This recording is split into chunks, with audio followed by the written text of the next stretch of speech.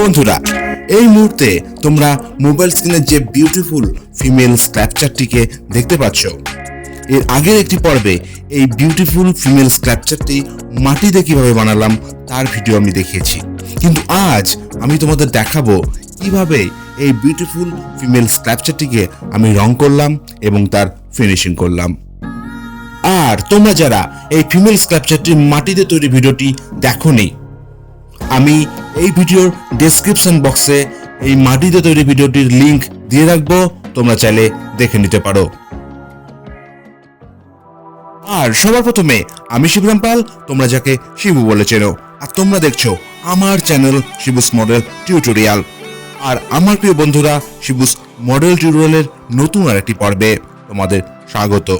আমার চ্যানেলে মাটির প্রতিমা তৈরি, মাটির মূর্তি তৈরি এবং মাটির মডেল তৈরি সংক্রান্ত বিভিন্ন ইন্টারেস্টিং ভিডিও আপলোড করে থাকি। তোমরা যারা এখনো আমার চ্যানেলটিকে সাবস্ক্রাইব করোনি, সাবস্ক্রাইবটা করে দাও, যাতে এরকমই ইন্টারেস্টিং ভিডিওগুলো কখনো মিস না যায়।